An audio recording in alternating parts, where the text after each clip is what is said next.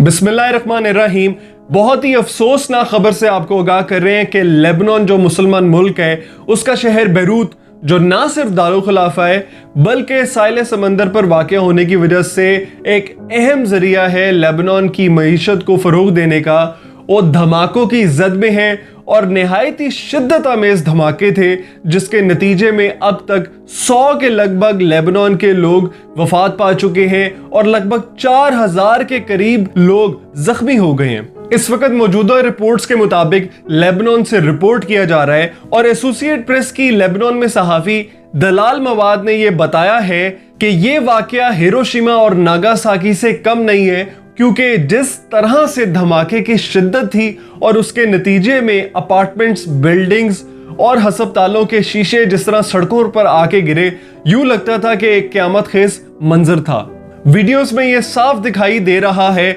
जिसे social media पर तमाम लोग शेयर कर रहे हैं कि एक बहुत बड़ा जो है वो धमाका हुआ जिसके नतीजे में एक मशरूम क्लाउड भी बना और उसके जरिए एक ऐसी शिद्दत जो है वो फैली पूरे शहर में जिसके नतीजे में 3.3 के लगभग जल्जला आया है और इसके नतीजे में तारीखी बिल्डिंग्स, हस्पताल और अहम दफातर मुकम्मल तौर पर नीस्तो नाबूद हो गए। अभी इस मामले की हकीकत को हम समझने से पहले कि पस्से पर्दा कहानी क्या है, हमें यह जानना जरूरी है कि लेबनान की ऑफिशियल स्टेटमेंट्स क्या आ रही हैं जो मेन स्ट्रीम पर इस वक्त शाया की जा रही हैं। ऑफिशियल्स का कहना है कि एमोनियम नाइट्रेट जिसको 2014 से लेकर अब तक स्टोरेज फैसिलिटीज में रखा गया, वो अहम वजह है दूसरे धमाके की जो कि निहायत ही शिद्दत अमेज था। अलबत्ता लेबनान के सदर ने यह ट्वीट की है कि यह मानना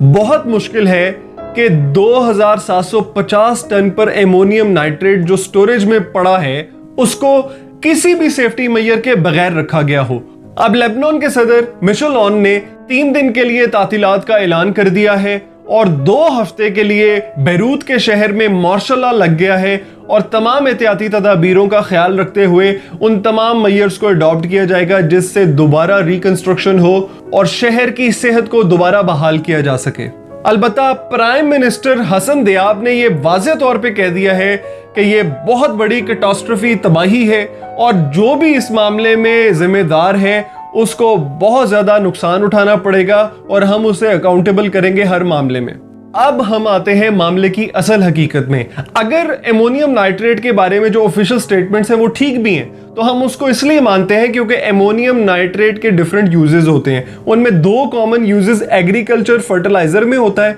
और दूसरा एक्सप्लोजिव में। अब हिरोशिमा और नागासाकी में जो 10 या 12 किलो टन्स के करीब एमोनियम नाइट्रेट इस्तेमाल किया वो यूरेनियम समेत उस एक्सप्लोसिव बॉम्ब्स में किया गया था। और आजकल के दौर में जदीद एडवांस टैक्टिकल वेपन्स आ चुके हैं जिनमें एमोनियम नाइट्रेट भी इस्तेमाल होता है। अब पूरी दुनिया में कहीं पर भी इन्वेस्टिगेशन हो तो उसका क्लासिकल रूल ये होता है कि हमला जो हुआ या जो एक वकुआ हो गया उसका फायदा किसको हुआ। अब लेबनान में जो धमाका हुआ है सिवाय स्टेट ऑफ इजराइल के,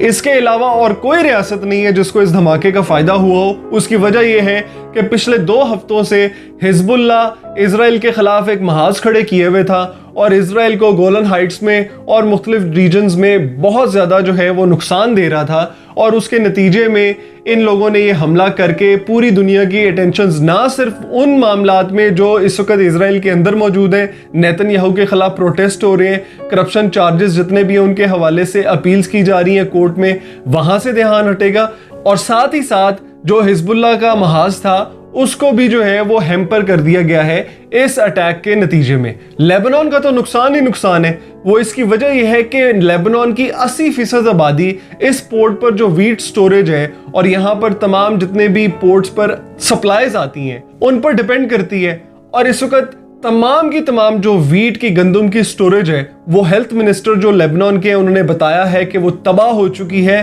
कंटेमिनेटेड हो चुकी है और इस्तेमाल के काबिल नहीं रही। ना सिर्फ ये बल्कि अमेरिका के प्रेसिडेंट ने भी ये ऐलान किया है कि ये कोई हमला हो सकता है लेबनान के खिलाफ और कंस्पिरेसी है। अब स्टेट डिपार्टमेंट और पेंटागन में भी फूट पड़ चुकी है क्योंकि मेन स्ट्रीम मीडिया पे ये वाज़ेह तौर पर बताया जा रहा है कि स्टेट डिपार्टमेंट ने भी ये कहा कि हमें नहीं मालूम कि प्रेसिडेंट ट्रंप ने ये बात क्यों की اور ہمیں یہ بھی نہیں معلوم کہ ان کا سورس آف انفارمیشن کیا ہے جو یہ کہہ رہا ہے کہ لیبنان میں دھماکہ کوئی حملہ ہے اور یہ ایک سازش کا نتیجہ ہے۔ ابھی کوئی بھی چیز ڈکلیئر کرنا قبل از وقت ہوگا، مگر ایک بات واضح ہے کہ لیبنان کے لوگ جو وہاں کے مقامی ہیں، انہوں نے جو وٹنس کیا، ان میں ایک خاتون کا کہنا تھا کہ ہم نے فلائنگ آبجیکٹس دیکھے ہیں آسمان پہ اس دھماکے سے پہلے۔ اور نہ صرف یہ بلکہ ویڈیو کے سکرین شاٹس جو اس وقت آپ کے سامنے چل رہے ہیں، اس میں یہ واضح طور پہ دیکھا جا سکتا ہے کہ اس ایکسپلوژن جو دوسری بڑی ایکسپلوژن تھی،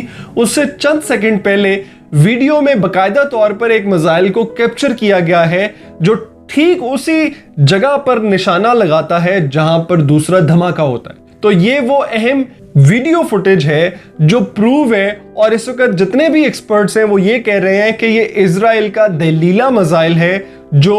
250 کلومیٹرز کی رینج رکھتا ہے اور لیبنان کے کسی بھی حصے پہ اٹیک کر سکتا ہے۔ اس کو سمندری راستے سے یا اسرائیل نے اپنی ہی ایئر سپیس میں اس کو لانچ کیا ہے کسی F-16 سے جو یہاں پر آ کر ہٹ ہوا ہے۔ اس پر تمام لوگ جو سوشل میڈیا پر ہیں وہ متفق ہیں کہ اس کرائسس کا سوائے اسٹیٹ آف اسرائیل کو کسی کو فائدہ نہیں ہوا، اور ایک اہم وجہ یہ ہے کہ لیبنان کی البتہ موجودہ حکومت سعد حریری کی اور تمام جتنے بھی رولنگ ایلیٹس ہیں وہ اس وقت سعودیہ کے ساتھ الحاق رکھتے ہیں، مگر ان کا جو پاور بروکنگ سٹرکچر ہے وہ حزب اللہ کے کنٹرول میں ہے جو کہ ایران کے ساتھی ہیں۔ تو اس حملے کے نتیجے میں ٹھیک اسی طرح جس طرح ایک مسٹری بلاسٹ ہو رہے ہیں ایران کے اندر اور کسی کو پچھلے کئی ہفتوں سے معلوم نہیں کہ ان میں کون ملوث ہے، اسی طرح کا بلاسٹ یہ لیبنان میں بھی ہو گیا ہے۔ اب کل کو سعودی عربیہ میں ہو گیا تو اندازہ کر لیجئے کہ اس کا الزام جو ہے وہ لگا دیا جاتا ہے لیبنان کے اٹیک کا آئسس پہ۔